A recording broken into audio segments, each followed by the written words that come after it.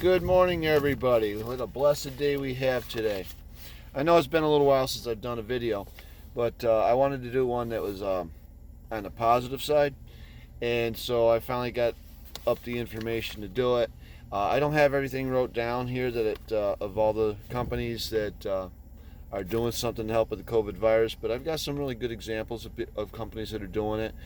And my whole idea is, if a company took time out, money out, and effort out to help people get through the COVID virus, then we should patronize those companies a little more than, say, the ones that didn't do anything. Okay?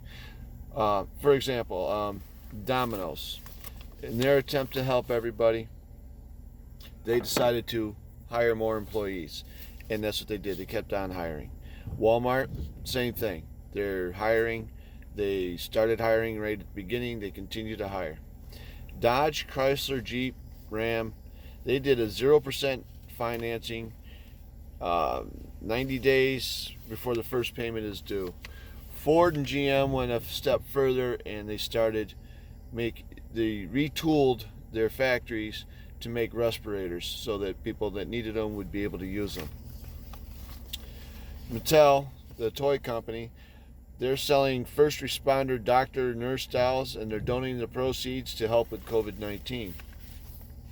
Modelo Beer, they're donating money to COVID-19 charities.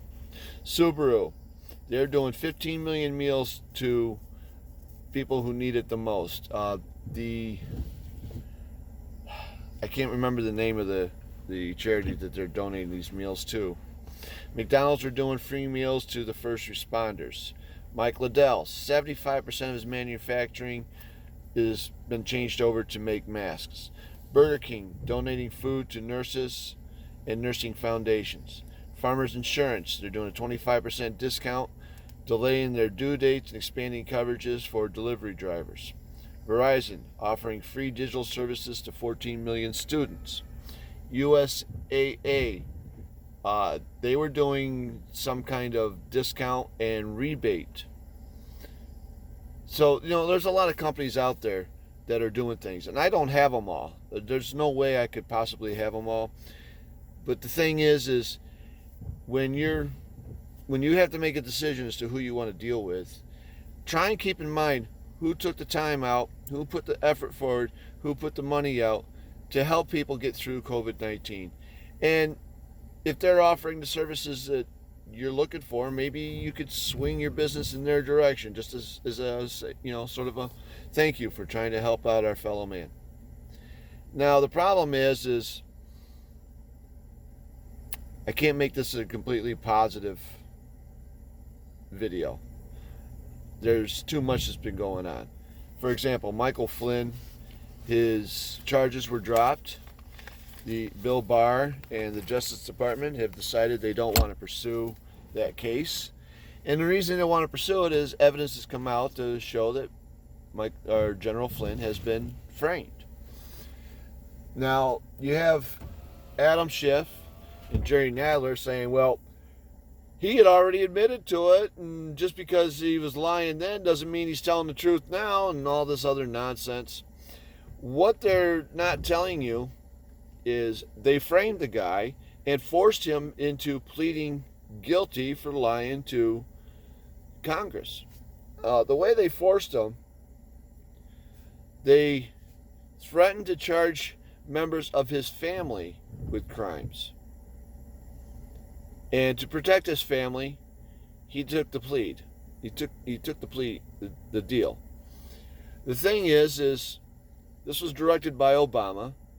Michael McCabe wrote a book where he came right out and said that Obama directed this, that Obama knows about it.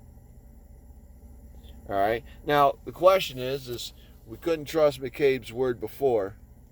Why can we now? Well, we can't. But it's in print. And if Obama's not going to argue with him about it, then chances are it's probably true. It's also come out that Obama's not going to be testifying in the Senate over this. And the reason is Lindsey Graham doesn't want to do that. He's afraid of the precedents it may set. Well, my thought is Obama was a novelty president at best. All right, he wasn't good at what he did. All right, he was a traitor to our country. He was a traitor to our beliefs. He was a traitor to our way of life. And the Dems are still being traitors to all that. They're still trying to follow Obama's lead. And the thing is, Obama wasn't that great of a president. The reason, in my opinion, he won the presidency 2 years running, well, the first year, was because he was black. I know that sounds like I'm claiming racism, but that's really not my intent. My intent is to say that America voted for him because he was black, to show that we were no longer a racist country. The second time around, because he killed Osama bin Laden, which I'm not really 100% in belief of that. Part of me says there's something else. I don't think either Osama's dead or something. I don't know. Something's just not right with that whole thing. And, well, we'll see. Time will pass and we'll see. But the thing is they went after Michael Flynn, Mad Dog Flynn. And I think they did it because he had no problem telling Obama where to go and what to do with his way of trying to handle the military. He was basically tying their hands behind their back and then saying, win this war. And in fact, they couldn't, because of the fact that he literally legally tied their hands behind their back. He was prosecuting people for doing the job that they were told to do when they went over in the Middle East. And I think Michael Flynn had a problem with that, and that's why Obama and his stooges did what they did. Adam Schiff went in full bore and remains in full bore. And they used Michael Flynn to try and tie up the dossier to make things look like that they weren't the way they were supposed to be with the Trump campaign. And it's just nothing but one big spider web of a mess that's going to take us a long time to unravel and figure out, but it's starting to happen. And my hat's off to the acting